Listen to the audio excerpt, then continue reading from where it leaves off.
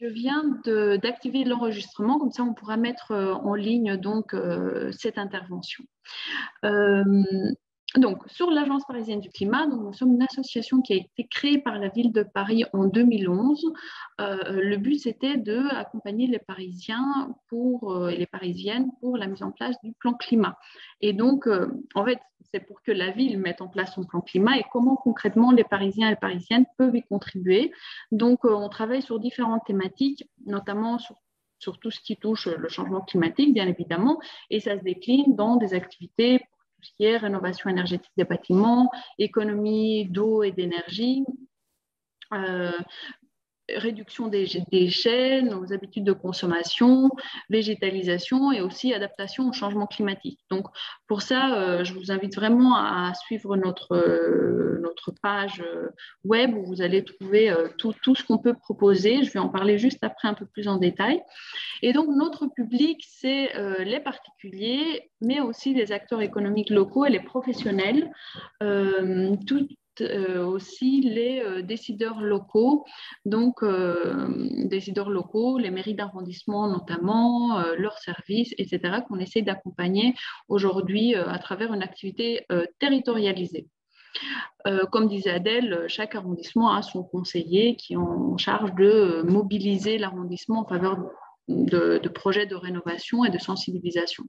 Donc, plus concrètement, nos activités, elles sont déclinées donc sur on fait beaucoup d'articles que vous pouvez trouver sur notre site web, des brochures, des guides, etc. Toujours, on essaie de faire tout ça de manière très pédagogique, que ça puisse parler à tout le monde.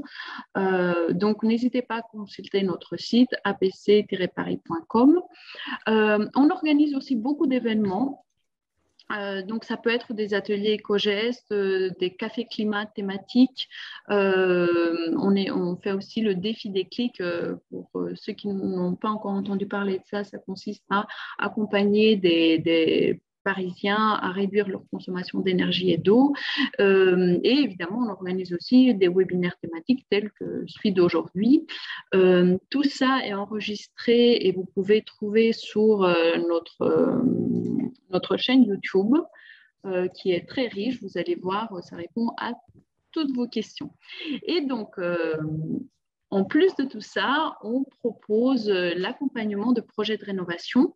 Donc, on fait ça sur plusieurs degrés. Donc, d'une part, on fait du conseil auprès de particuliers. Donc, via notre service Info Conseil, où tout Parisien peut prendre rendez-vous pour bénéficier de conseils personnalisés. Et aussi, on accompagne les copropriétés dans leurs projets de rénovation. Donc là, il s'agit d'un accompagnement sur le long terme afin de faire émerger des beaux projets ambitieux. Et évidemment, on organise aussi beaucoup d'événements autour de tout ça, comme par exemple le Forum Habité Durable, qui a été, on organise ça tous les ans, et cette année-ci, par exemple, c'était le 12 avril, et c'était vraiment un grand succès avec beaucoup de participation. Voilà. Donc, je vous parlais de coach copro et de l'accompagnement des copropriétés, donc qui est le cœur de notre métier. Pour cela, pour ceux qui ne sont pas déjà familiers, n'hésitez pas à consulter notre site Coach Copro. Là, vous allez trouver plein d'informations, notamment notre centre de ressources, où il y a beaucoup de documentation et des guides sur comment conduire un projet de rénovation. On a aussi un annuaire des professionnels qui sont affiliés Coach Copro. Et aussi, vous pouvez trouver une carte des copropriétés rénovées où cette carte peut vous aider à vous inspirer en filtrant sur des typologies d'immeubles similaires que la vôtre. Vous pouvez voir des projets qui ont pu émerger. Voilà, et évidemment, tout copropriétaire peut inscrire sa copropriété sur Coach Copro, et ainsi le conseiller de l'arrondissement prendra contact avec lui ou elle pour accompagner la copropriété dans ses démarches, que ce soit au tout début pour la sensibilisation jusqu'à la fin des travaux, pour des questions de maîtrise des consommations, etc. Donc, surtout, n'hésitez pas à vous rapprocher de nous, et on essaye aussi de vous donner tous les éléments nécessaires pour bien pouvoir sensibiliser la copropriété dans des questions de rénovation, mais pas que, aussi des questions, souvent on a sur la végétalisation, la mobilité électrique ou la mobilité douce, comme les parkings vélos. Donc voilà, n'hésitez surtout pas à vous rapprocher de nous et on vous donnera toutes les billes nécessaires pour avancer dans votre projet. Et donc aujourd'hui, comme je disais, on va pas traiter d'un sujet technique comme c'est d'habitude le cas pour les rendez-vous copro, mais on va parler de mobilisation. Donc comment faire en sorte d'arriver à embarquer les copropriétaires dans un projet de rénovation ambitieux et de réaménagement de l'espace commun. Donc, pour cela, donc, on a 2 intervenants et je vous remercie à nouveau pour avoir accepté notre sollicitation.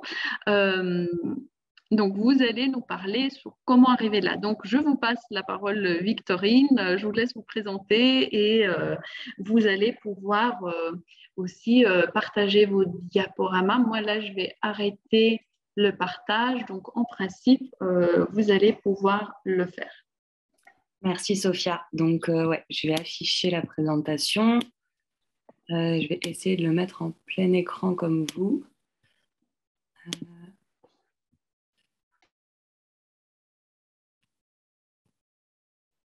Est-ce que ça fonctionne? Vous voyez bien? Oui. Ok, super. Très bien. Donc oui, merci déjà pour cette invitation de la PC aujourd'hui. Je suis contente de venir présenter aujourd'hui ici. Peut-être pour me présenter justement, moi je suis Victorine Craes et aujourd'hui je représente Courtoisie Urbaine. Courtoisie Urbaine, c'est une petite structure, on est 4. Là, vous voyez toutes nos têtes s'afficher.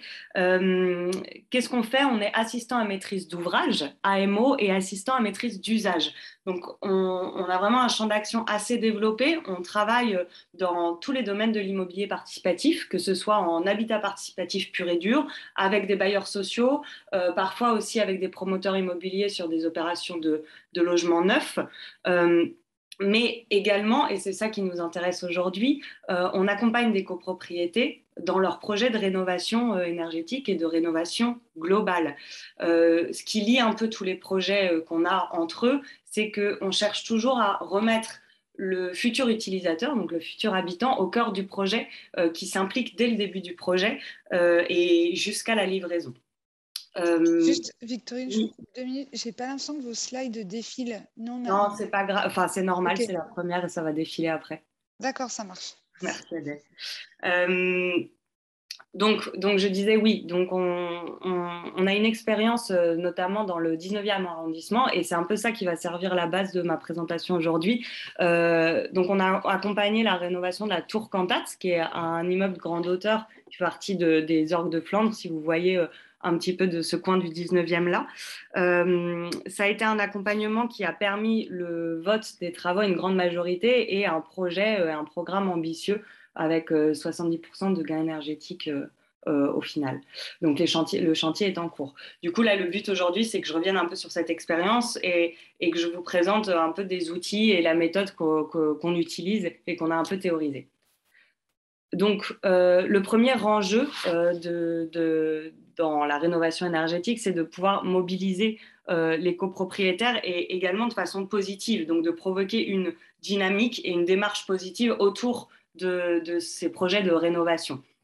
Donc, ça se décline en plusieurs points. D'abord, embarquer vraiment les copros le plus en amont possible. Et ça veut dire multiplier, tester des formats un peu divers et variés en provoquant cette dynamique. Former, ça, c'est vraiment important. Ça veut dire que le but, c'est vraiment de donner la possibilité aux ménages de prendre des décisions de façon éclairée en ayant toutes les billes et toutes les connaissances sur le projet et sur l'immeuble.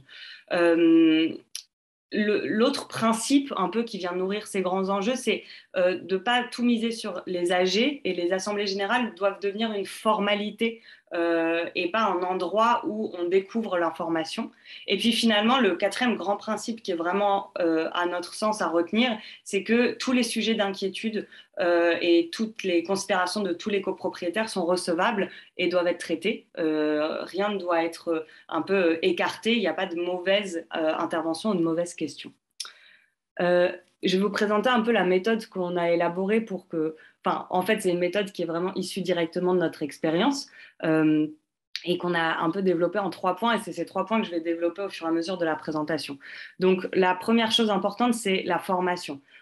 Établir des bases qui seraient communes de connaissances, et pour ça, s'entourer aussi de techniciens à l'écoute et de professionnels à l'écoute. Donc, les thermiciens, les maîtres d'œuvre, etc., qui ont quand même une certaine appétence pédagogique.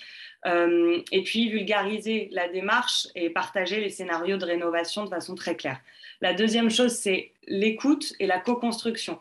Donc, en fait, plus que de la simple formation et information, impliquer les copropriétaires dans la définition des scénarios de rénovation et intégrer leurs craintes et leurs propositions dans ces scénarios-là. Et pour ça, permettre une implication de tous par des formats diversifiés. On y reviendra tout à l'heure, je vous présenterai des exemples. Et puis finalement, le troisième grand principe, c'est l'information en continu. Il faut que en fait, toutes les étapes soient communiquées. Il faut que chacun puisse suivre les évolutions du projet.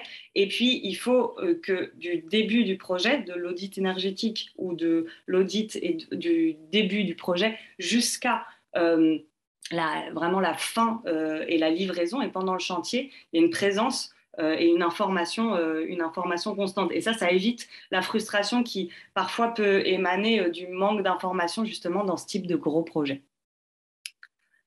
Alors, si on rentre un petit peu dans le détail, et donc le premier grand principe et la première phase qui est celle de la formation, donc l'objectif, c'est vraiment, comme je l'ai dit déjà, de vulgariser la démarche, d'expliquer les étapes de la rénovation, mais également un peu de former à la gouvernance de la copropriété. C'est l'occasion, en fait. Donc, comment sont prises les décisions, et aussi à quelle majorité, par exemple, est voté des travaux de rénovation énergétique. C'est des choses qui ne sont pas forcément connues par tout le monde au sein de la copropriété. Ça, c'est l'occasion un peu de montrer comment ça fonctionne. Et puis, évidemment, adapter un peu les sujets de formation, déjà au patrimoine et puis ensuite aux inquiétudes. C'est-à-dire qu'on ne va pas s'attarder énormément sur l'isolation thermique par l'extérieur si jamais on parle d'un immeuble haussmannien ou d'un immeuble avec un patrimoine de façade extérieure très marqué. Donc ça, c'est pour le premier point. Le deuxième point, c'est l'implication et la co-construction. Donc ça, je vous l'ai déjà dit, proposer... Victorine, oui. Pardon, en fait, on ne voit toujours pas le défilé, c'est normal? Ah non, ça, c'est pas normal, par contre. Ah. Donc, nous, on voit toujours la première diapo. Ok, alors attendez, ouais, effectivement, là, il manque des choses. Je vais essayer de régler ça. En même temps, on entend très bien. Hein. Ah ça, c'est bien. Oui. C'est déjà un bon point. Hop. Oui, donc là, il vous manque tout mon support visuel depuis le début, en fait. Ça doit paraître un peu juste ce que je dis. Là, vous voyez ou pas? Oui, là, ça y est. Okay. Là, on en est à la méthode. Ouais. Et du coup, je passe. J'avais passé toutes ces slides-là, mais c'est pas grave, je vous enverrai la présentation, vous pourrez la revoir. Et donc, on en était là. Donc, vous voyez, en plus, il y a quand même des images un peu interactives. C'est bien que tout le monde les voit. Ok, donc j'en étais là. Le but, donc, c'est dans l'implication et l'écoute et la co-conception, c'est de permettre, comme vous voyez un peu sur l'image, le partage autour des scénarios. Et d'organiser en fait des ateliers de co-construction des scénarios et de rénovation avec les architectes ou avec la maîtrise d'œuvre.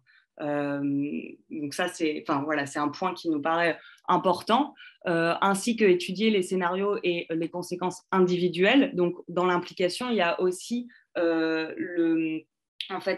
expliquer de façon individuelle quels vont être les impacts de la rénovation aux copropriétaires. Et puis, répondre aux interrogations et aux objections des copropriétaires. Donc, je l'ai dit déjà, mais c'est important que toutes les paroles soient écoutées, soient prises en compte et viennent nourrir en fait le projet de rénovation. En fait, ça peut être pris comme une opportunité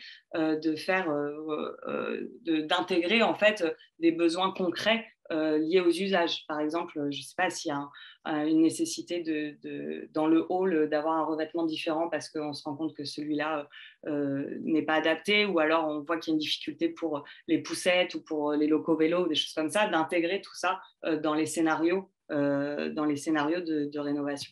Et puis en troisième point, donc la communication un peu sur les les avancées, les choix, il faut que chaque étape soit documentée, soit chaque étape permette cette communication. Donc vraiment, on va avoir une communication à la phase de l'audit, mais également pendant le projet en lui-même, pendant la construction du projet archi, mais également aussi pendant le chantier. Ça, c'est vraiment nécessaire d'avoir cet enchaînement en fait de tous les événements qui vont être où les copropriétaires vont pouvoir en être informés.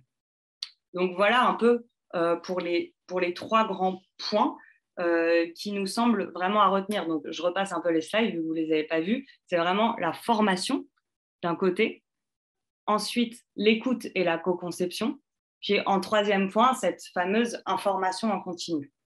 Et du coup, là, maintenant, ce que je voulais faire, c'est de décliner un petit peu tous ces 3 grands points et vous montrer les outils qu'on a mis en place, tout simplement. C'est des outils qui peuvent être reproductibles, qui peuvent être adaptés à différents types de copropriétés et qui sont, à notre sens, assez intéressants.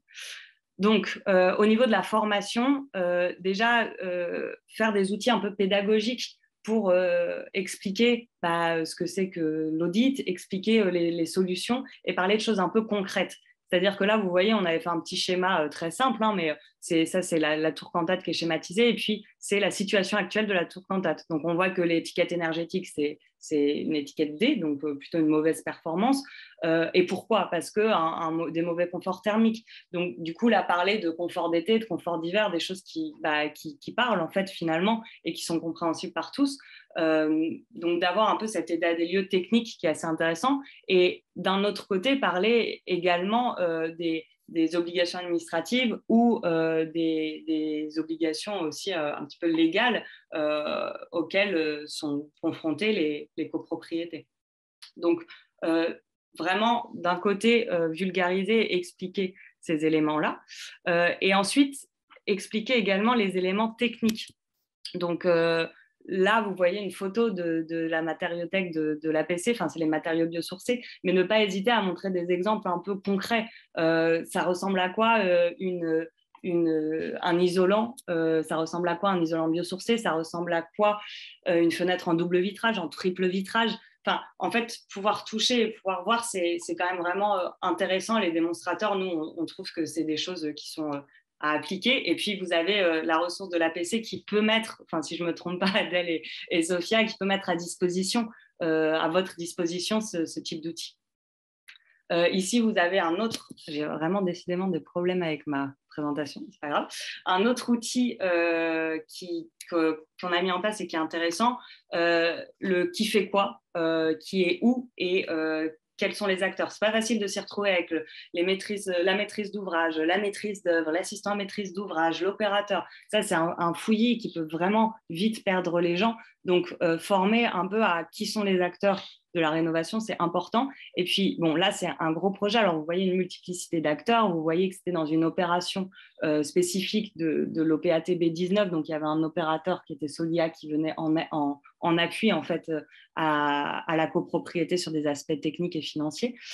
Mais ce qui est important, c'est aussi de voir que le syndicat des copropriétaires est au centre de la décision. Et ça permet de responsabiliser aussi et de montrer qu'en fait, il y a un impact du vote et il y a un impact décisionnaire de chacun dans ce grand projet.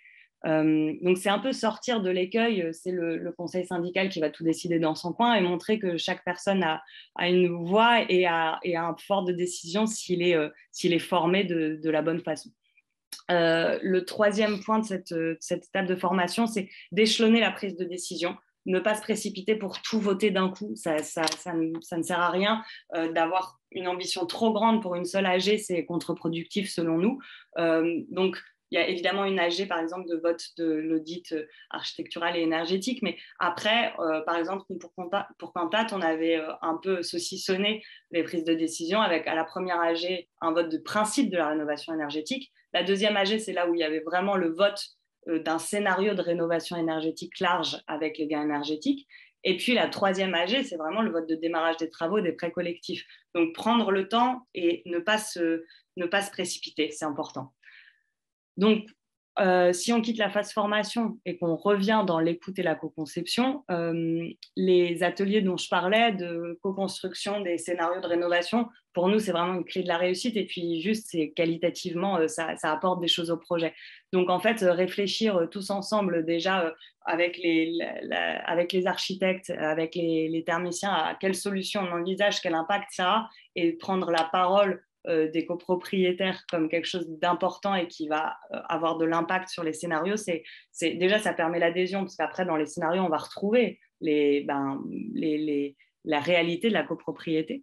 Et puis, en plus, ça permet une explication vraiment en profondeur et une compréhension qui est intéressante. Donc ça, ne pas hésiter à impliquer les professionnels, ça peut être même à la phase diagnostic, de faire des diagnostics commentés avec les habitants de logement. Ça peut être même travailler sur les espaces communs, on en parlait tout à l'heure, les halls, les couloirs, ce qui va pas, les points d'amélioration.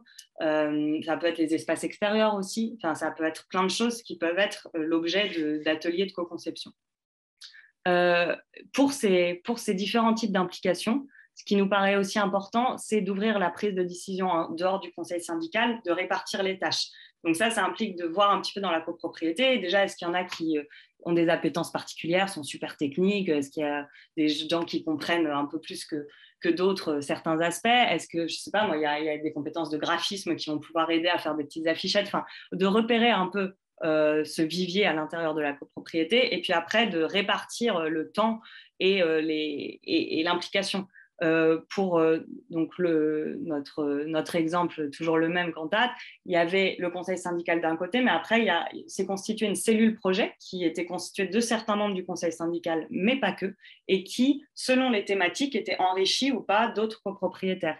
Et ça, c'est vraiment intéressant d'avoir cette diversité d'implications et aussi de se dire que tout le monde ne peut pas tout le temps participer.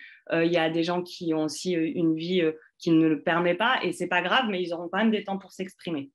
Ça, c'est un autre exemple de partage de tâches. Pour cette tour d'immeuble grand hauteur, on avait réparti en fait des référents paliers. Donc chaque personne volontaire de son palier était référente et garantissait le fait qu'à son étage, l'information sur le projet était bien passée et qu'elle récupérait et elle compilait un peu les doléances de son étage. Donc ça peut être comme ça des répartitions géographiques aussi, un peu intéressantes. Donc ça, je l'ai déjà dit pas mal, mais intégrer les inquiétudes des habitants, chaque parole compte. Ça veut dire laisser des endroits physiques où tout le monde peut s'exprimer. Dans le hall, par exemple, des boîtes à idées, tout simplement, des endroits où ils peuvent coller des post-it, écrire sur des murs blancs ou à la craie. Enfin, voilà, c'est des choses vraiment très simples, mais disons que si physiquement, ce n'est pas matérialisé, ça n'arrivera pas. Ça peut aussi être des choses en ligne. Si on a une copro hyper connectée, on peut faire des enquêtes très simples de Google Forms en ligne, par exemple, qui peuvent être intéressantes. Donc, en tout cas, un peu repérer ce qui se passe dans la copro. Est-ce qu'il y a enfin, voilà, par quel moyen de communication on peut passer. Et puis, vraiment important, les temps collectifs, les ateliers, les temps d'information, c'est important, mais les temps individuels aussi. Proposer des temps individuels de réponse aux questions. Donc, nous, après, en tant que professionnels, enfin voilà, ça faisait partie de notre mission de proposer ces temps-là, mais d'avoir vraiment une place pour répondre aux questionnements. Donc, notamment sur les questions financières, on a tenu beaucoup de permanences individuelles avec Solia notamment pour répondre aux questions sur les plans de financement qui sont évidemment le nerf un peu de la guerre et d'expliquer la quote-part de chacun, quelles subventions peuvent être appliquées ou pas, de vraiment saucissonner ça et de pouvoir répondre de façon précise et individuelle. Et donc, encore une fois, je le répète, je la scène peut-être un peu, mais du coup, tout ça, ça fait que l'AG, c'est vraiment une formalité. Tout est préparé avant, tout est décidé avant. Fait vraiment éviter l'écueil de le jour de l'AG, c'est là le jour de la convocation, c'est là qu'on reçoit le projet les résolutions avec un diagnostic de 100 pages à lire, par exemple, ou un projet de scénario. Ça, c'est pas possible. Il faut que ça ait été intégré en amont. Deux petits outils que je voulais juste vous présenter parce que ça peut être vraiment réutilisé, ça aussi. La frise interactive qu'on avait affichée dans le hall. Donc ça, c'était juste les étapes du projet avec un planning prévisionnel. Et en fait, la cellule projet, donc les copros qui étaient impliqués dans le projet, bougeaient le curseur à chaque étape et à chaque fois qu'on passait à chaque étape. Donc en temps réel, on savait où on en était à chaque fois de façon visuelle dans le hall. Et ça, c'était un autre petit outil qu'on avait mis en place avec donc le baromètre de la participation. Comme on était dans le cadre d'une opération, l'OPATB 19, pour avoir une subvention collective, ça permettait, il fallait répondre que la copropriété réponde à plus de 70% à une enquête sociale. Et donc, ce baromètre, pareil, on bougeait en fait le curseur en fonction du nombre de réponses.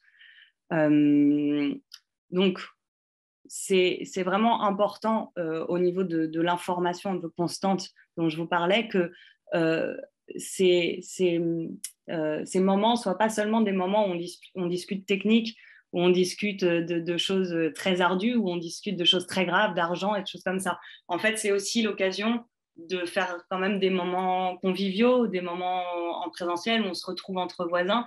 Donc, réussir à ne pas faire que des choses, par exemple, déconnectées, mais utiliser un apéro ou un goûter ou des choses qui donnent envie de venir, quoi, et pas seulement des grandes réunions publiques extrêmement formelles avec les architectes. Mais je pense que M. Molin en parlera mieux que moi de ce sujet-là, peut-être. Ensuite, dans l'information aussi, s'adapter à tous et toutes et permettre vraiment une information un peu inclusive.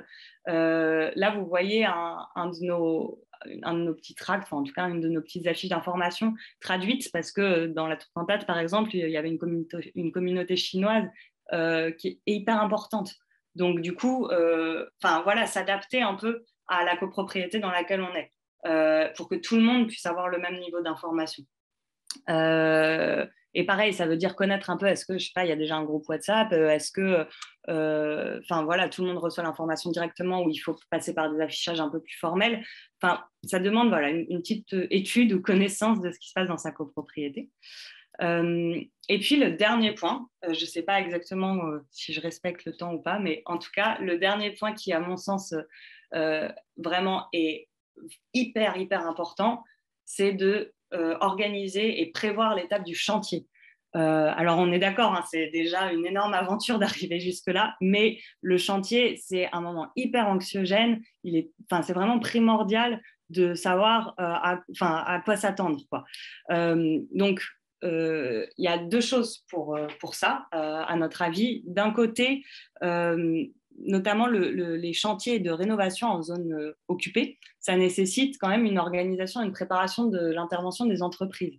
Donc, par exemple, s'il y a une intervention sur des loggias ou des balcons, des espaces extérieurs, ça nécessite souvent d'enlever tout ce qu'il y a sur les balcons. Parfois, il y a plein de choses stockées. Comment on anticipe ça si une personne plutôt âgée et plutôt seule ne peut pas bouger elle-même tout son bazar un peu entreposé dehors, d'anticiper pour pouvoir provoquer l'entraide. Donc, ce qu'on avait mis en place à Cantate avec notre partenaire Capacité, c'était juste un petit tableau où chacun expliquait son besoin en disant moi j'aurais besoin de quelqu'un pour m'aider à bouger mes plantes à telle date, et en face pouvait s'inscrire un autre copro qui disait moi je suis disponible, n'hésite pas à m'appeler, etc.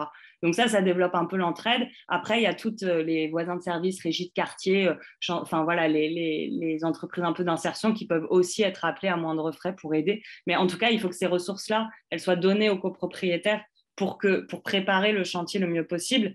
Et la dernière chose, justement, sur cette étape de chantier, c'est qu'il faut vraiment exiger, selon nous, auprès de l'entreprise, et notamment dans les grosses copropriétés, qu'il y ait une personne dédiée à la médiation dans l'entreprise. Ça, c'est aussi primordial. Donc, il faut le mettre dans le dossier de consultation des entreprises, il faut le mettre dans le cahier des charges, et que cette personne développe aussi des outils. Là, dans notre cas, on avait développé un tableau de doléances. Donc voilà, c'est pas très sexy, mais en fait, chacun mettait, là, mon radiateur, moi, il est mal posé, ma fenêtre, elle tient pas, toutes les petites choses qui peuvent aller mal sur le chantier, et une personne au sein de l'entreprise centralisait et était compétente après pour répartir et pour répondre à chacun des copropriétaires. Donc ça, c'est vraiment la dernière étape un peu qui nous semble primordiale. donc pour rappeler un peu ces 3 étapes de formation, co-construction et information en continu. Donc, pour conclure, peut-être que ce que je pourrais dire très vite, c'est que ce qui est important, c'est de ne pas se précipiter, de prendre le temps de mobiliser les personnes qui sont mobilisables et peut-être également de déléguer, de répartir la tâche. Alors, ça peut être par l'intermédiaire d'un professionnel comme nous et d'un tiers, mais ça peut aussi être juste à l'intérieur de la copropriété pour ne pas que les projets s'épuisent et s'essoufflent.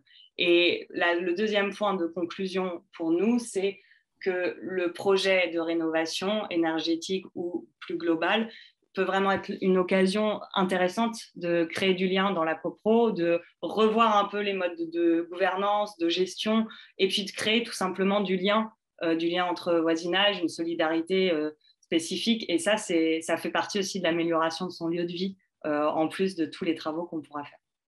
Voilà. Merci beaucoup. C'était très, très clair et très intéressant. Je pense que les participants copropriétaires diraient de même. Donc, oui, il y a eu pas mal de questions que Adèle va vous transmettre tout de suite. Merci. Oui, alors la première question, c'est comment s'intègre l'assistance à maîtrise d'ouvrage de courtoisie urbaine par rapport aux étapes de rénovation énergétique préconisées par l'APC, donc l'audit global et la maîtrise d'œuvre conception, et combien coûte cette intervention de courtoisie urbaine? Merci Adèle. Alors, comment ça s'intègre? En fait, ça dépend. Nous, pour Cantat, on était arrivé un peu plus tardivement, mais on peut être totalement intégré après l'audit et au début justement de l'étape de maîtrise d'œuvre. Pour les ateliers dont je parlais notamment de co-construction, ça peut être intéressant que nous, on soit présents pour assurer un peu cette médiation et faire qu'il y ait déjà un dialogue entre maîtrise d'œuvre et copropriétaire. Pour le prix de l'intervention, c'est une très bonne question. En fait, tout dépend de la taille de la copro. Du coup, je peux vraiment vous donner aucune fourchette parce que ça dépend d'une petite copro de 10 ne sera pas du tout la même chose qu'une copro de 180, comme Cantat. Donc, du coup, c'est un peu compliqué de donner une réponse, mais après, nous, on peut y répondre en fonction de toutes les caractéristiques justement de chacune des copros. Si ça intéresse certains, on peut y répondre en direct, quoi. Ok, par exemple, pour Cantat, pour 180 logements, c'est ça? Ouais. Ou 180 lots? Vous avez une idée du prix ou 180 logements. Franchement, je ne l'ai plus en tête. Ok. J'avais pas du tout fait je n'étais pas là au début du projet, donc je ne pourrais pas vous répondre. Mais je pourrais chercher et puis le communiquer a posteriori aux participants. Parce que du coup, c'était une des questions, combien est-ce qu'il y avait de l'eau dans la tour Cantat? Donc, c'est 180 logements. Ouais, c'est ça. Un peu plus de l'eau, quoi. Ouais, exactement. Il y a une autre question, c'est est-ce que Courtoisie Urbaine fait des DTG préparant une rénovation? Non. Nous, on n'est pas technicien, on est vraiment dans l'accompagnement et la concertation. Donc, on est vraiment là pour permettre le passage à l'acte et aider au vote, aider à l'organisation. Mais par contre, ça va être des professionnels plus techniques qui vont vous accompagner sur les DTG et autres. Oui, et je rebondis là-dessus parce que sur le Coach CoPro, sur l'annuaire des professionnels, vous pourrez trouver des références d'architectes et de bureaux d'études qui proposent de faire des DTG. Donc, les DTG, c'est diagnostic technique global. Ok, merci. Donc après, il y avait la question du coût pour une quinzaine de copropriétaires, mais bon, j'imagine que c'est à peu près pareil, la réponse. Ouais, je suis désolée, mais en fait, en plus, nos actions sont tellement... en fait, on fait vraiment nos devis en fonction des besoins propres de la copro. Il faut qu'on sache où est-ce qu'ils en sont, quel est le projet. Donc, c'est très compliqué de répondre comme ça, un peu hors sol. Désolée. Mais vraiment, on peut répondre à des sollicitations individuelles sans aucun problème. Ok, merci. On a une autre question qui est quel est le positionnement du syndic dans ce type de projet? Ouais, c'est une très bonne question. En fait, le rôle du syndic, il est évidemment primordial. Là, pour la Tour Cantate, c'était un petit syndic qui a suivi tout le projet et avec donc la directrice qui était directement sur le projet et qui était hyper motivée à fond du début à la fin, qui répondait à toutes les questions, qui portait le projet un peu vraiment à bout de bras avec le conseil syndical. Donc, un bon choix de syndic est effectivement de mise dans ces projets-là et le syndic va vraiment travailler main dans la main avec tous les autres acteurs et va représenter le syndicat des copropriétaires. Donc, il faut vraiment qu'il soit disponible et surtout ouvert à ce type de démarche. Ok. Et pareil, je rebondis là-dessus. Sur le coach copro, quand vous inscrivez votre copropriété dessus, votre gestionnaire de syndic peut aussi s'y inscrire et être en lien directement avec nous, voilà, s'il a besoin d'avoir un rappel sur les aides ou des contacts avec nous. Et du coup, la dernière question, c'était avec des AG annuels. Donc, je suppose que c'était au moment des prises de décision. Voilà, je n'ai pas plus de détails sur la question. Donc, j'imagine que c'était est-ce que les prises de décision se font avec des AG annuels ou peut-être extraordinaires? Ouais, en fait, ça dépend, mais oui, tout à fait. Je pense que ça dépend de la temporalité du projet, à partir de combien de temps on s'y prend.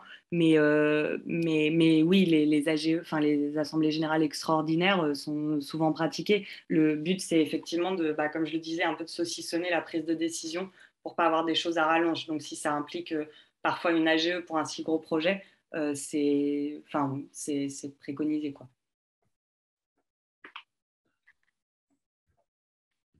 Ok, merci. Alors, je pense qu'on va passer du coup à la présentation de Monsieur Molins et on refera une session de questions après, si ça va.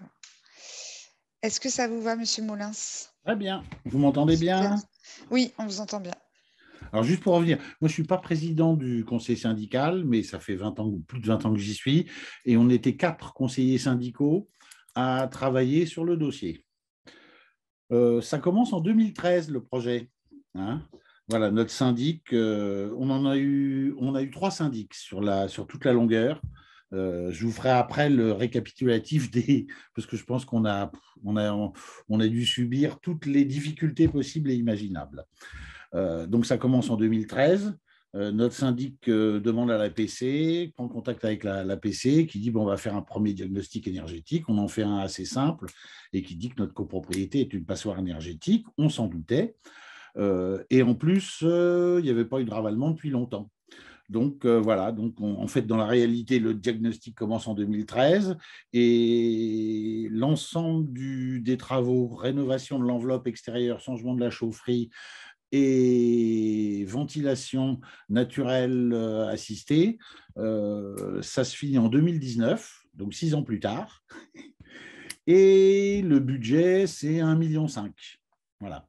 Et il y a 65 logements et 2 surfaces commerciales. Voilà. Moi, pour rebondir sur ce que disait Victorine, ça aurait été très pratique d'avoir un accompagnement. Mais comme on ne l'a pas eu, on a été obligé de faire ça tout seul. Voilà.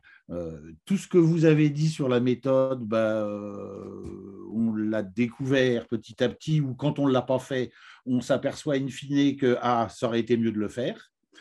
Par contre, ce qu'on a effectivement fait, c'est qu'on a toujours fait des AGX.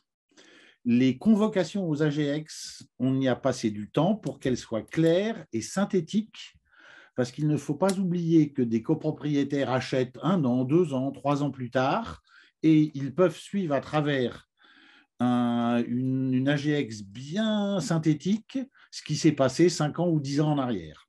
Ça permet aussi aux gens de travailler. Alors, par contre, une fois qu'on avait envoyé l'AGX, les gens étaient prévenus avant, hein, mais on a fait 3 AG. Hein. Une AG pour nommer le groupement de maîtrise d'œuvre, une AGX pour voter les scénarios, parce qu'on avait 3 scénarios, et une AGX ensuite pour voter les travaux. Voilà. Et la maîtrise d'œuvre de suivi de chantier. On a systématiquement fait, avant les AGX, 3 réunions dans le hall de la copropriété, et on est 60 logements, on cause les uns avec les autres. Hein. Mais c'est vrai qu'on aurait eu des gens qui nous aidaient à faire plus de réunions. Bon, en même temps, ça discute entre nous, quoi. Je pense que ce n'est pas la même chose quand on a 180 logements que quand il y en a 10 ou 15 où on arrive à se causer, même si certainement il y a des copropriétaires qui ont du mal à causer avec d'autres copropriétaires. N'oubliez pas que c'est une petite démocratie, hein. Donc on y trouve tout. Oui, moi je voulais poser juste une question en fait à Victorine sur courtoisie urbaine. Est-ce que vous faites en fait l'assistance à la maîtrise d'ouvrage ou juste de l'accompagnement? Oui. C'est notre rôle, quoi, assistance à la maîtrise d'ouvrage. L'assistance aux négociations financières quand il faut éplucher les appels d'offres, négocier avec les entreprises, des choses comme ça. Alors en fait, dans ce cadre-là, comme nous, on est moins techniciens que d'autres, on s'était associé à un AMO technique qui nous aidait là-dessus. On était un groupement, en fait. Moi, je propose de vous exposer, non pas la chronologie, parce que c'est un peu long, quoi, 6 ans, mais de vous prendre des thématiques sur des retours d'expérience. Et si vous n'y voyez pas d'inconvénient, si vous avez des questions, mesdames, n'hésitez pas en cours de route. Hein. Voilà. Sur le consentement des copropriétaires, nous, donc ce que j'ai rappelé, c'est plus d'1,5 million de budget. On a eu un taux d'assentiment aux assemblées générales de 93%. Ça veut dire qu'a priori, on a réussi à convaincre les copropriétaires. Bon, en même temps, pas de ravalement depuis 25 ans, un immeuble où il fallait vraiment faire des travaux, et les éléments de conviction en dehors de ceux qui pensaient qu'il était temps de faire des économies d'énergie et que de ne pas savoir énergétique, ce n'était pas très bien. C'était un réel investissement. Hein. En gros, le calcul que nous avons fait était que le coût des travaux serait amorti par la diminution des coûts de l'énergie. Bon, là, on est juste un peu rattrapé là, en ce moment, mais bon, c'est un épiphénomène. Hein. C'était autour de 12 ans. Et comme il y avait des changements de double vitrage, de simple vitrage en double vitrage, ceux qui ne l'avaient pas déjà fait, c'était 3 ans de plus, donc 15 ans. Un autre élément sur le financement, il y avait des primo-accédants qui, dans notre copropriété, étaient arrivés à un taux d'endettement maximum. C'est cher, à Paris, c'est quand même cher hein, d'acheter. Donc, on avait prévu de faire un emprunt éco-PTZ copropriété qui fait que le taux d'endettement n'est pas calculé individuellement, mais c'est l'ensemble de la copropriété avec un pourcentage affecté à la solidarité s'il y a un emprunteur défaillant. Je précise, éco-PTZ, c'est éco-prêt à taux zéro. Voilà. Voilà. Donc, vous empruntez à taux zéro, vous avez juste un petit pourcentage en plus pour garantir la solvabilité de l'ensemble des copropriétaires.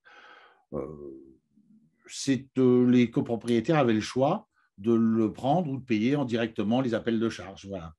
Je pense que ça a facilité le fait que personne n'avait à négocier son emprunt, que nous, on le négocierait. Ça a été un calvaire, mais bon, on l'a quand même réussi. Hein.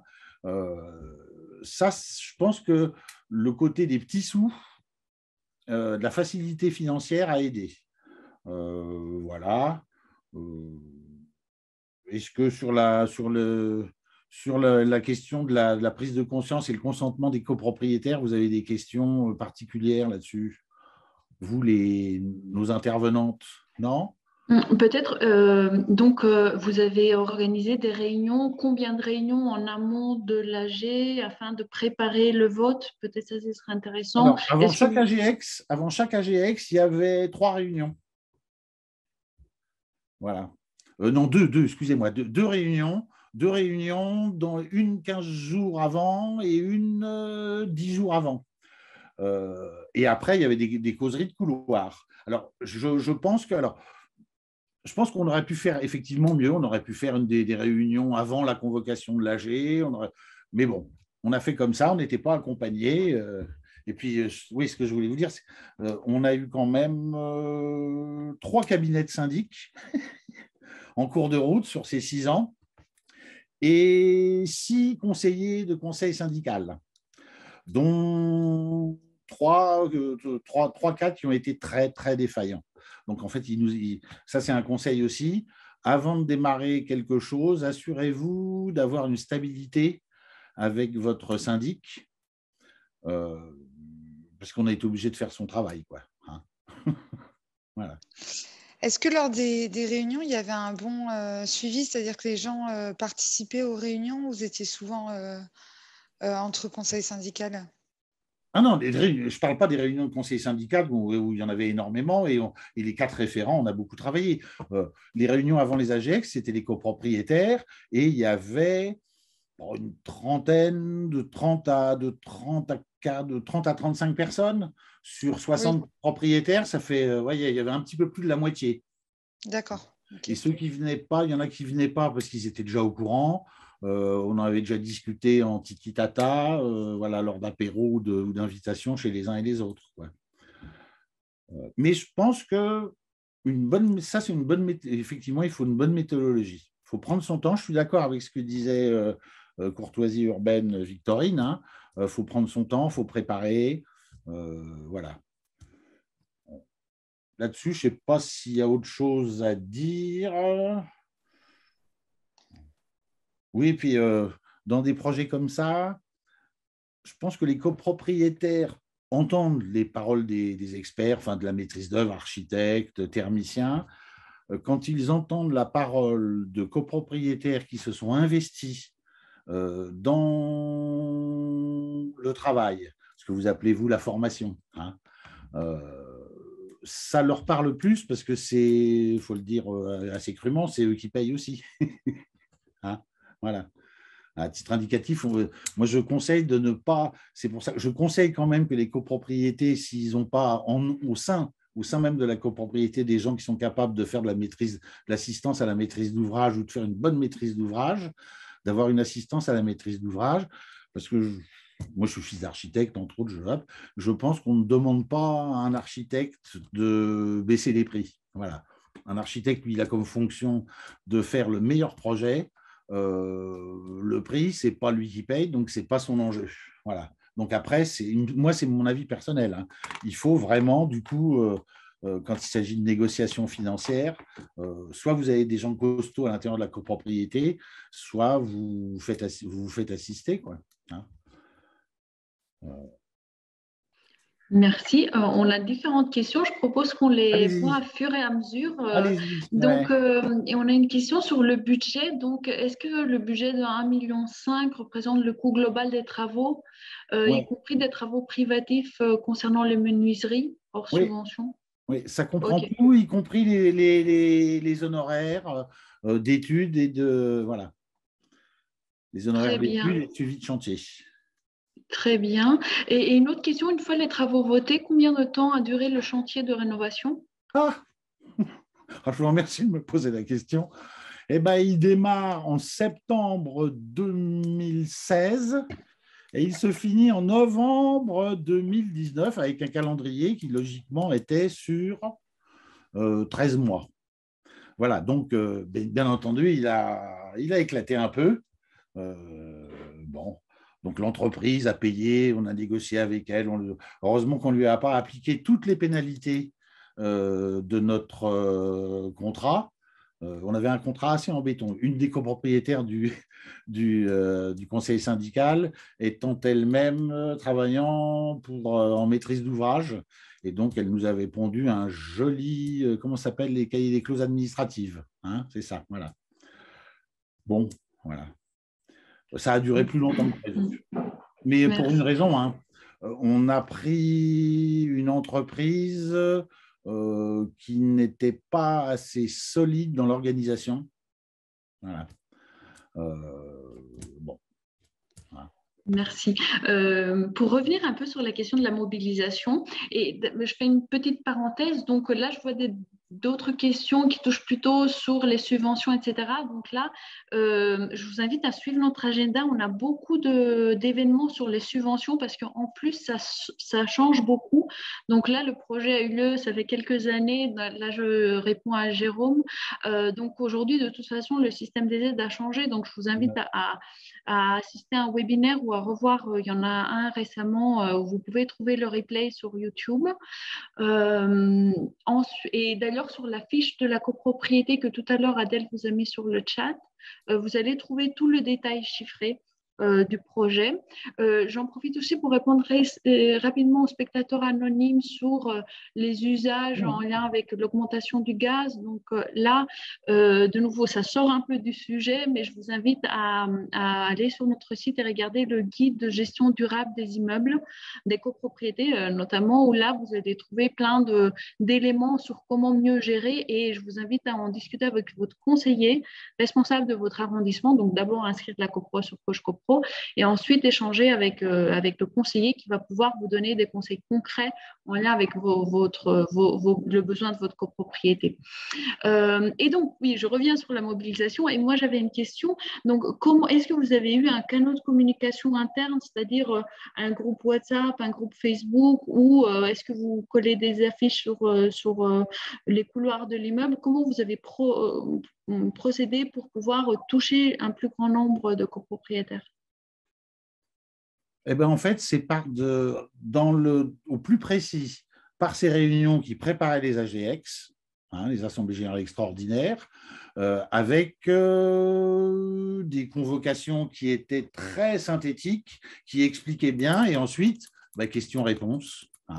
Et on a même fait à un moment, au moment du vote des travaux, parce qu'il y a quand même, c'est l'AGEX qui a voté le plus gros budget, nous avions fait un tableur Excel qui montrait étage par étage, en fonction des millièmes, quel serait le coût pour chaque copropriétaire. Voilà. Comme ça, ils avaient une indication financière claire. Oui, je pense qu'on aurait peut-être pu faire plus de communication en même temps, ça a marché. Ça a marché. C'est pendant on pourra peut-être en reparler, pendant les travaux, puisqu'on avait des travaux à l'intérieur des logements. Donc, même si c'était le changement des simples vitrages en double vitrage, c'était donc des travaux privatifs d'intérêt collectif. Les copropriétaires souscrivaient à une offre très intéressante, mais il fallait quand même que le maître d'ouvrage, c'était le syndicat des copropriétaires, il fallait quand même pouvoir récupérer, pour pouvoir faire les levées de réserve. Même chose sur la ventilation, qui étaient des travaux à l'intérieur des logements. Ça n'a pas été facile, parce qu'on avait, bien que l'entreprise nous avait garanti d'avoir l'équivalent, si ce n'est d'un médiateur, mais de quelqu'un qui serait affecté au chantier, dans la réalité, on a fait le boulot à sa place. Voilà. Donc, les copropriétaires nous disaient, il y avait un carnet à la loge pour qu'ils écrivent des choses, mais l'entreprise ne leur répondait pas. Et hop, donc, nous, on a centralisé tout ça et ensuite, on revenait vers les entreprises. Ce qui veut dire que dans le conseil syndical, on a été 3 à suivre les travaux. À l'extérieur, c'est assez facile. Il suffit de monter sur les échafaudages. Et à l'intérieur, de demander aux copropriétaires, sans intrusion, parce qu'il ne faut pas rentrer chez eux. Voilà. Là, effectivement, il faut une entreprise bien organisée en milieu occupé, et surtout quand on travaille à l'intérieur. Parce qu'à la limite, à l'extérieur, bon, c'est jouable, mais soyez vigilants là-dessus. Est-ce que vous avez eu des réticences au projet, et si oui, elles portaient plutôt sur quoi? Alors, ce que je vous ai dit, 93% des copropriétaires, ou des présents à l'AG, ou représentés, oui, c'est ça, mais c'était une AGX où les gens sont venus, ont voté oui. Ceux qui ont voté non, c'était des copropriétaires non occupants, bailleurs, voilà. et une copropriétaire qui vote toujours non. Donc, c'est assez simple, ça. Hein. Bon. Donc, dans les copropriétés, il y a toujours des trucs un peu étranges, quoi. Mais les copropriétaires, c'est aussi ce que j'avais noté. Soyez attentifs, les copropriétaires habitants n'ont pas les mêmes enjeux que les copropriétaires bailleurs. Et entre autres, on avait entre autres pas mal de parkings qui, à l'époque de la construction en 67, n'ont pas été vendus avec les appartements. Et donc, il n'y avait que 3 propriétaires qui avaient 90% des parkings. Et eux, c'est bizarre. Ça ne leur plaisait pas de payer la rénovation énergétique. Voilà. Mais autrement, tout le monde a dit oui, il faut faire ce ravalement. Du coup, si on fait un ravalement, il faut faire l'isolation par l'extérieur. Il faut changer la chaufferie. Il faut effectivement passer en double vitrage parce qu'on a des parois froides. Et sur la ventilation, on a hésité sur la ventilation naturelle assistée parce qu'on avait une très bonne ventilation. Notre immeuble était très, très bien ventilé. Mais je pense qu'heureusement qu'on l'a fait parce qu'on a diminué beaucoup la perte de calories et en même temps, on a gagné en confort de poussière, hein, parce qu'on voit que les poussières sont nettement mieux absorbées du coup par le chemin qui est fait maintenant. Hein. Merci. Une autre question concernant les AG extraordinaires. Donc, quelqu'un demande est-ce que tous les copropriétaires étaient d'accord pour multiplier les AG extraordinaires étant donné qu'elles ont un coût. Donc, ça, c'est important vu que… Eh ben, c'est marrant, on ne leur a jamais posé la question. On ne leur a jamais posé la question. Et c'est vrai que moi, je n'ai pas mis dans les 1 million. Dans le coût du projet, parce que j'ai bien suivi avec mes tableurs Excel, je n'ai pas mis le coût de ces AG. Mais ce n'est pas si énorme que ça. Enfin, ça dépend combien vous êtes. Mais sur 1,5 million, si vous avez 3 AGX, je ne sais pas combien ça coûte une AGX, mais bon. Voilà. Mais non, on ne l'a pas fait. On l'a pas fait. Mais c'est marrant, on ne nous l'a jamais reproché, ça. On ne va pas trop le dire alors. Si. Alors, attendez, n'hésitez pas. Hein. Oui, l'intérêt pour les gens qui nous écoutent, c'est d'entendre, entre autres, les difficultés et les erreurs qui ont pu être faites. Hein. Parce que, voilà, si tout était si merveilleux que ça et tout fonctionnait très facilement, il n'y aurait pas Coach CoPro et on ne ferait pas ce web séminaire, hein, à mon avis. Oui, alors justement, il y a une question qui dit que donc c'est long, 12 ou 15 ans pour rentabiliser, surtout quand il y a beaucoup de changements de copropriétaires. Et quelles sont vos opinions là-dessus? Sur le fait que voilà, ça peut être long entre la prise de décision, les travaux, et qu'il peut y avoir entre-temps des changements de copropriétaires. Alors, ceux qui ont voté les travaux les payent. Hein. Et puis quand ils vendent, ils vendent. Ouais. Moi, je pense que tous les copropriétaires sont sur le côté, comment ça s'appelle là, la valorisation de son foncier. Je pense qu'ils sont très contents, son patrimoine. Voilà. Tout le monde est très content. Cela dit, c'est vrai que ça vous fait une belle jambe d'avoir un gros patrimoine quand vous ne faites que l'habiter. Hein. Bon. Donc, l'important, c'est la valeur d'usage. Et dans la valeur d'usage, ils sont contents. Et puis, je n'ai pas entendu, parce que ça, on cause quand même pas, on cause bien dans notre copropriété. J'ai jamais entendu des gens qui nous disaient on n'aurait pas dû faire ces travaux qui font que maintenant on a un immeuble qui est propre, beau, entretenu, avec une nouvelle chaufferie. J'ai jamais entendu.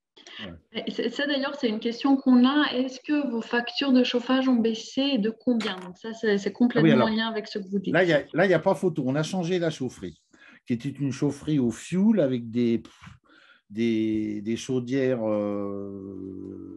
trop vieilles. On est passé au gaz.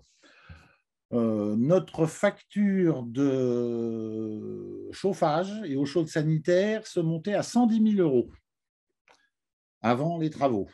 Quand on est passé au gaz, et à l'époque, on a pris un contrat au prix du marché et qui était très, très, très intéressant, et puis qui n'a pas arrêté de descendre après en 2017, 2018, 2019. Là, maintenant, il y a un phénomène un peu inverse, mais bon. on est passé de 110 000 à 38 000. Voilà. Et encore, moi, on a une copropriété où on a mis du... Ça, c'était une autre chose, c'est que on chauffait un peu comme des Russes dans notre copropriété. C'est-à-dire que tout radiateur ouvert, il faisait autour de 25 degrés, hein, voire 26 degrés. Donc, on diminue progressivement, mais les usages font qu'on ne peut pas y aller brutalement. Donc, on diminue petit à petit. Voilà. Et donc, sans changer réellement la chauffe, on a réellement diminué. Hein. Merci. Et deux autres questions que je vais regrouper, c'est est-ce que vous avez fait un DTG audit global avant de lancer la conception? Et ça, je pense, c'est un peu la même question avec est-ce que vous avez comparé les scénarios, donc un scénario 0 avec un scénario de rénovation globale ambitieux. Est-ce que vous avez utilisé ça pour convaincre les copropriétaires, donc cette comparaison pour passer dans un scénario de rénovation globale ambitieux? Alors, on a fait un premier audit énergétique assez succinct, mais quand on a contractualisé avec un groupement de maîtrise d'œuvre où il y avait un architecte, un thermicien et Énergie Positive, qui a un autre nom maintenant, je ne me rappelle plus, qui est donc qui nous a assisté en maîtrise d'œuvre sur la partie des études. Hein. Là, le thermicien a refait une étude complète. Et ensuite, sur les scénarios, quand on a voté 2 scénarios, on avait un scénario dont l'objectif était le BBC Rénovation et un autre scénario plan climat. Le problème du scénario plan climat, c'est que tous les balcons étaient fermés, même si on pouvait les ouvrir, et que les copropriétaires ont voté à l'unanimité pour conserver des balcons. Voilà. C'est que, bon, bah c'est leur choix. Hein. Voilà.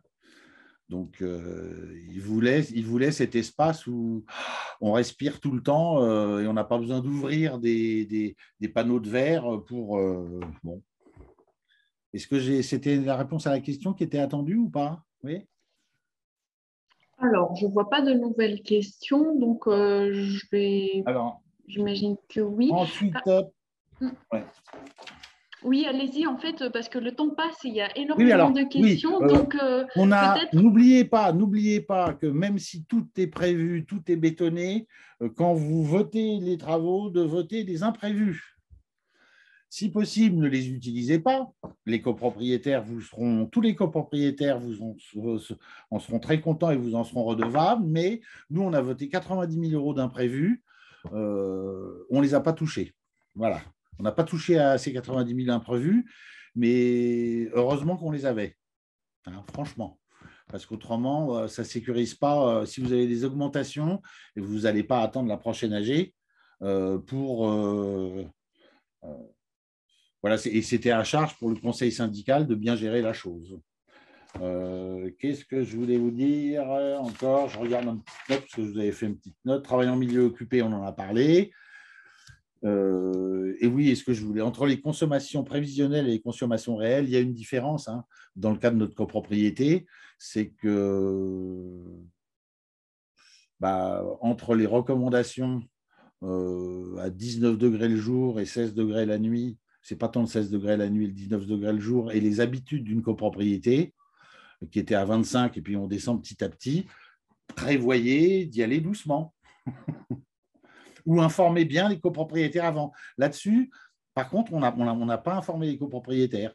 On ne leur a pas dit, tiens, on fait des travaux de rénovation énergétique, on va diminuer la facture, mais il faudra qu'on fasse tous un effort. Donc, on diminue le chauffage, on achète des chaussons, des chaussettes et des pulls. Hein, ça, c'est une chose qu'on aurait... Ça vaut le coup de sensibiliser les copropriétaires avant, si vous voulez vraiment descendre votre facture. Hein. Le contexte énergétique était aussi un peu différent à l'époque comparé à aujourd'hui. Donc là, je pense que ça devient d'autant plus pertinent. Alors, on a quelques autres questions. Est-ce qu'il y a des points que vous voulez absolument partager avant de vous réinterrompre avec des questions? Okay. Non, moi je crois que j'ai Je vous ai dit dans le retour d'expérience qui était le plus important. Je reprends, hop, excusez-moi, je relis mes notes, parce que moi, je n'ai pas de diapositive. Non, c'est bon. Non, alors là, on a une autre question. Quels ont été vos principaux problèmes? J'imagine le blocage pour que le projet avance vite. Et quels ont été les principaux éléments motivants à la réussite? Est-ce que c'était l'écologie, les coûts, les aides, les relations, le choix des entreprises? Là, je relis ce qui a été écrit. Donc, voilà, quels ont été, je traduis, les facteurs du succès?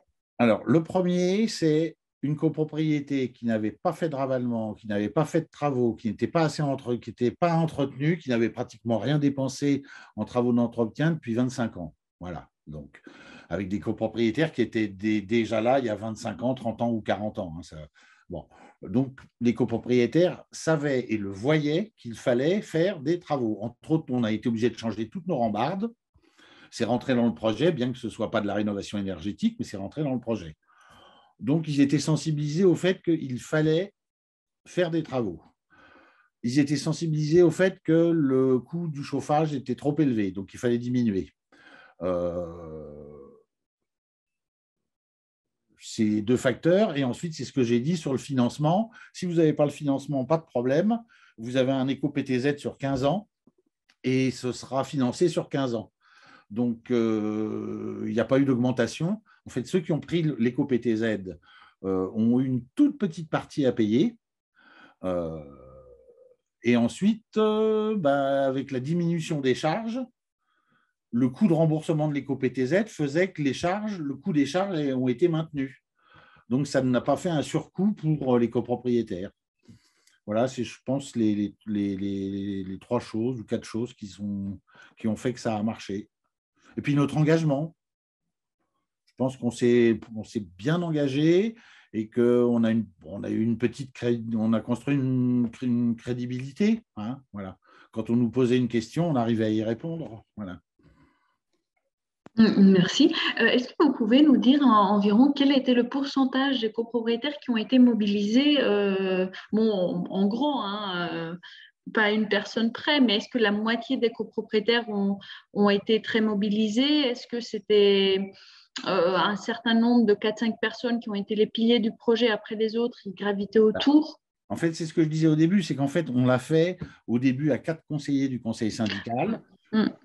Ensuite, il y en a une qui est partie. Donc, on l'a fait à 3, en suivant méthodiquement, en étant formé. Il y a un ingénieur. Moi, j'ai un parcours aussi où j'ai fait un peu de maîtrise d'ouvrage, mais bon.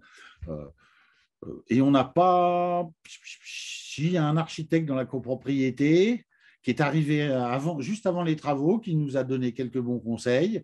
Mais autrement, on n'a pas réellement mobilisé. On a informé, mais sans mobiliser. Je pense qu'aujourd'hui, il vaut mieux informer et mobiliser, ou mobiliser en informant. Enfin, mais je pense que ça vaut le coup.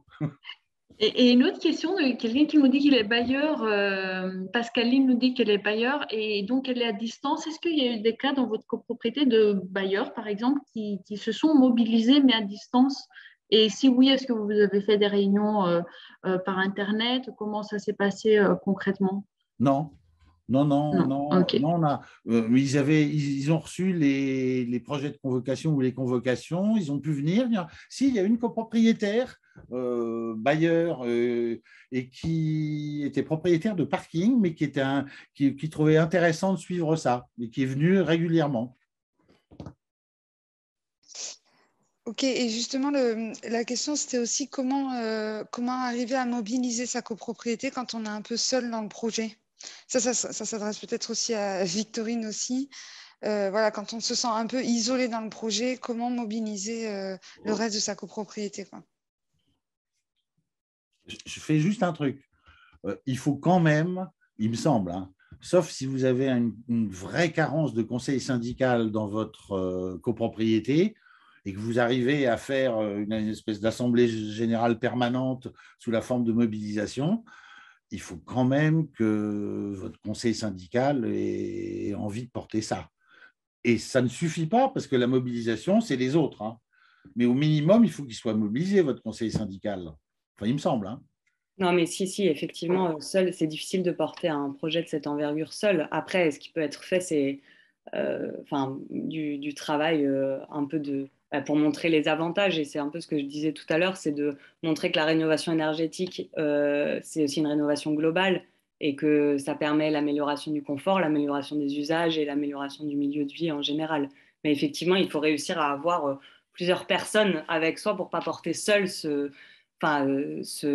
projet-là. Je pense que Monsieur Molin, je pense que vous serez d'accord, c'est impossible, Oui, quoi. oui, oui, oui. Ouais. Mm.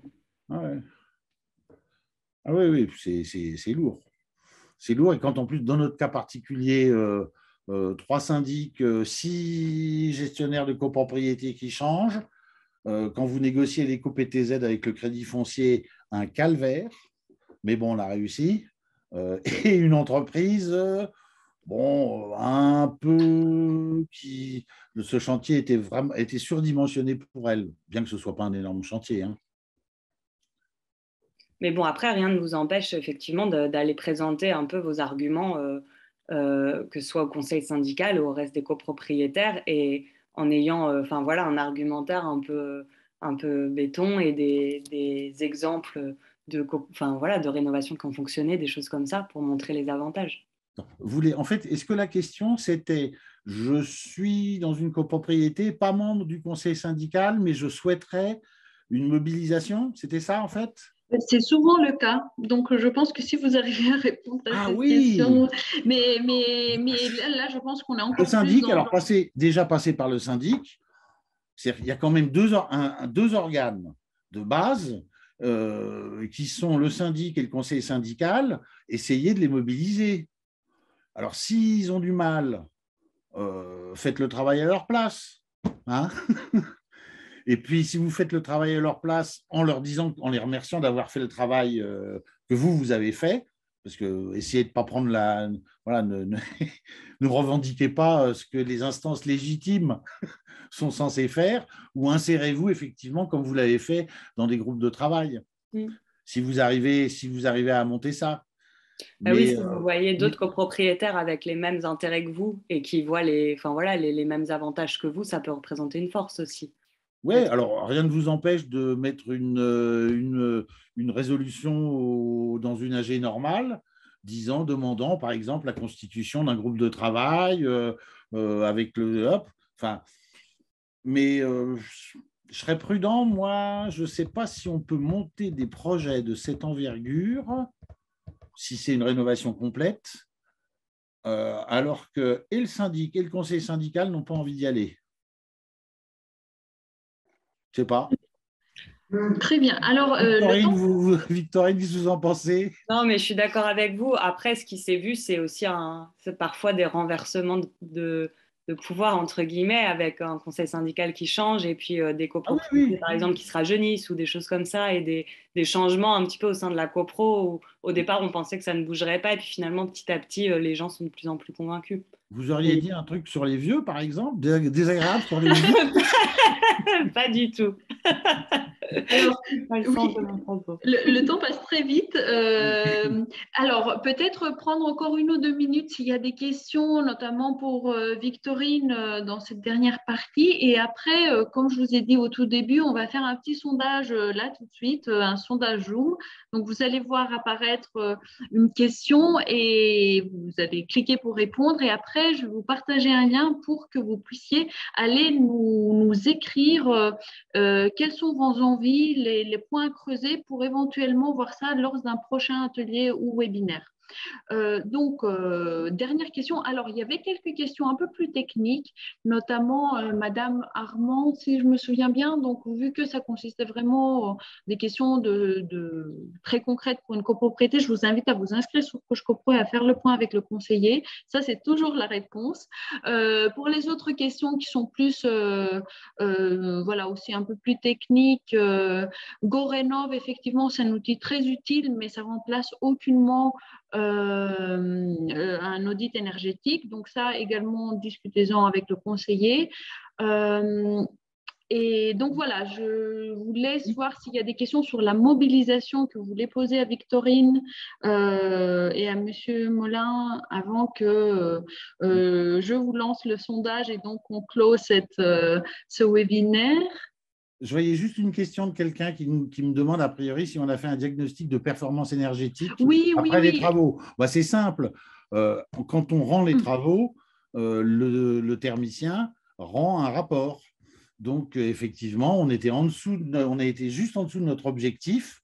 Par contre, diagnostic de performance énergétique, je ne sais pas, vous avez tous vu les uns et les autres que ça fait 2 ans que c'est un peu bizarre, hein, et que les outils sont un peu bizarres. En ce moment, c'est encore un peu contradictoire. Donc, on va le faire, hein, mais a priori, il ne devrait pas dire autre chose que ce qu'a dit le thermicien à la fin des travaux. Voilà. Oui, vu qu'on est toujours dans la modélisation thermique. Voilà. Après, j'en profite pour dire qu'il y a eu quand même une étude avec des sondes posées sur 8 copropriétaires. D'ailleurs, si je ne me trompe pas, votre copropriété a fait aussi partie des 8 copropriétés. Donc, je vais essayer de trouver ça et vous le mettre dans le lien parce qu'il y a eu donc un rapport qui a été anonymisé sur quels ont été les résultats après travaux, mais des résultats mesurés et pas que simulé par modélisation. Donc, j'essaye. Là, peut-être, je ne vais pas avoir le temps de le trouver, mais en tout cas, on va vous envoyer un petit mail à l'issue du webinaire où il y aura notamment la présentation de Victorine, le lien vers la fiche de la copropriété rénovée, donc le 24 rue Beccaria, et je vais vous mettre aussi ce rapport-là. Et donc là, je pense que c'est le temps pour que je lance le fameux sondage. Donc, vous me dites si ça fonctionne. Donc, la première question, êtes-vous déjà engagé dans un projet collectif au sein de votre copropriété?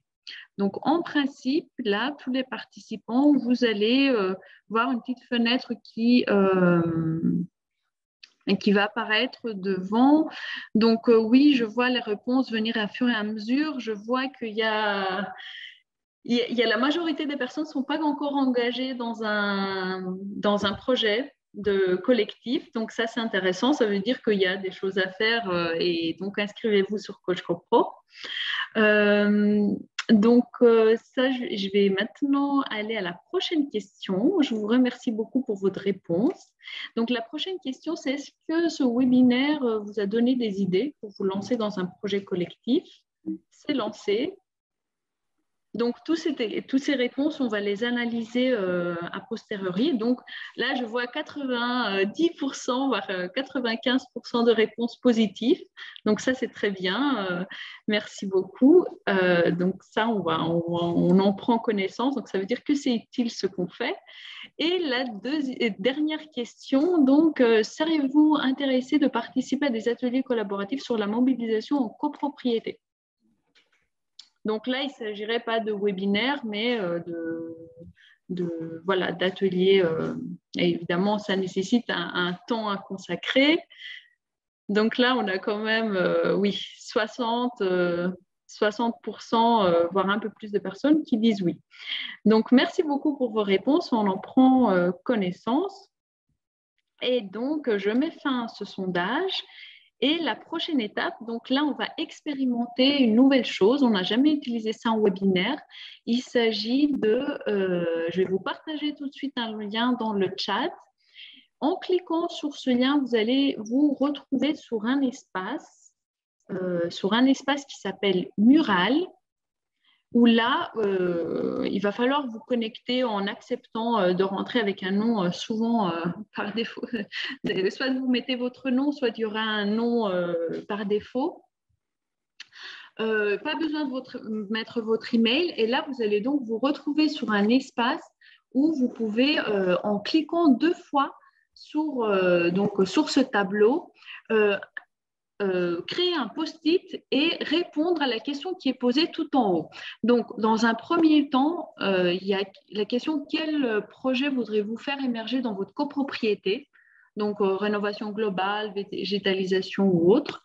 Et ensuite, il y a 2 autres questions sur quels sont les points aidants pour mobiliser dans votre copropriété. Est-ce que vous en avez déjà?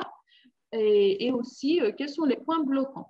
Donc, pourquoi on fait ça? D'habitude, on vous pose des questions par sondage à la fin, mais qui n'est pas visible aux autres. Donc, aujourd'hui, on voulait expérimenter et voir si on peut partager les réponses qui vont être posées parce que chacun a accès. Donc, pour y arriver, là, je vois qu'il y a plusieurs personnes connectées. Il faut double-cliquer et vous pouvez utiliser la rondelle de votre souris pour zoomer ou dézoomer. Donc, si pour certains c'est compliqué, pas de problème, écrivez dans le chat la réponse à la question. Par contre, si vous arrivez, ce serait bien de remplir ce fameux tableau qui peut être visionné par les autres. Et ça peut être aussi, ça peut rester là dans la durée. Donc, en cliquant sur le même lien, vous allez pouvoir voir qu'est-ce que les autres personnes ont rajouté. Là, je vois qu'il y a beaucoup de mouvements. Donc, ça, c'est bien. Je vais essayer de faire disparaître... si j'y arrive. Oups. Alors, je vois qu'il y a quand même quelques post-it qui commencent à émerger. Prenez votre temps. Donc, comme j'ai dit, le lien peut rester là et vous pouvez compléter au fur et à mesure des choses.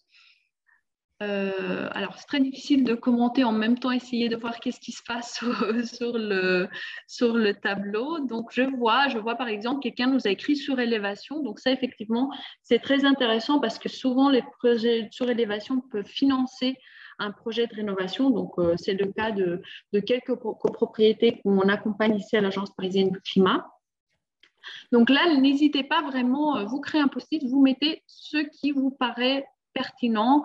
Rénovation toiture zinc, effectivement, ça c'est quelque chose qui apparaît souvent. Donc voilà, le temps que nos participants écrivent, je tenais vraiment à remercier nos participants, nos intervenants d'abord et ensuite bien évidemment les participants aussi.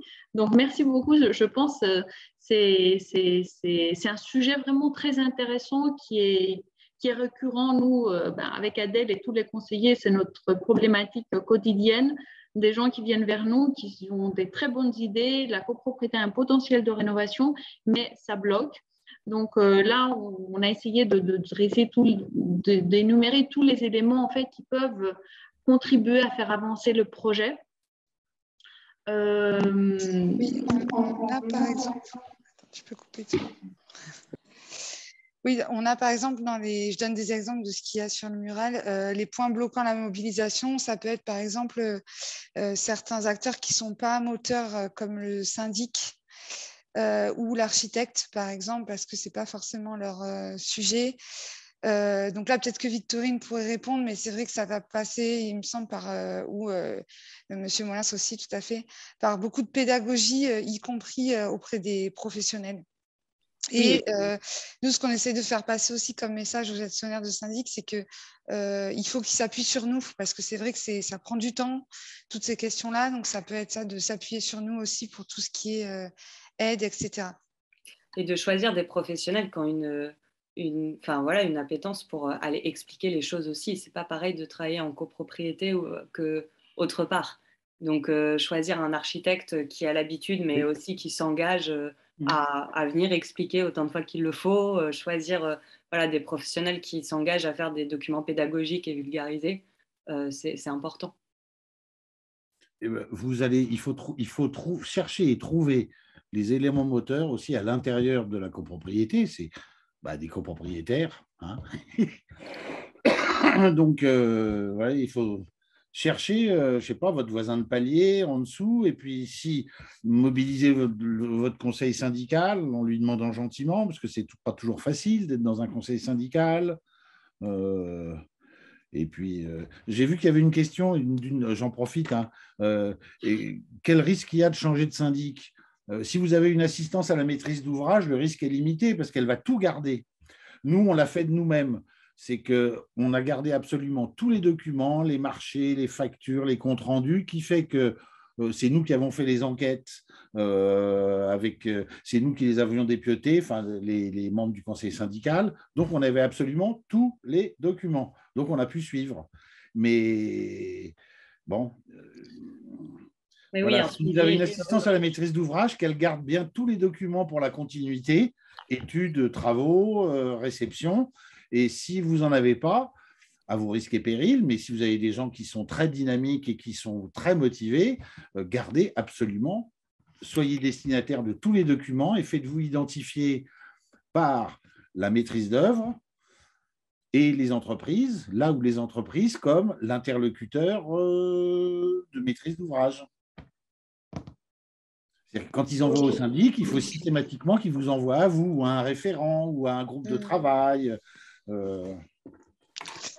Alors, je répète juste parce qu'il y a quelques personnes qui ont du mal pour les post-it. Pour écrire, il faut double-cliquer en fait là où vous voulez écrire avec la souris ou le pad. Et il y a quelqu'un qui dit que l'écran est trop sombre. Ça, je pense que ça vient de votre ordinateur. Il faudrait augmenter la luminosité sur votre ordinateur. De toute façon, là on est à 16 heures, donc le temps du webinaire arrive à sa fin. Donc, il y a quand même plusieurs personnes qui ont arrivé à indiquer des idées, des problématiques sur le mural. Ça, c'était une première fois qu'on l'utilisait, donc on voulait tester et voir si en webinaire ça peut fonctionner. Pour certains, ça fonctionne. C'est vrai que des fois, il faut être... ça nécessite une certaine agilité avec les éléments techniques, disons.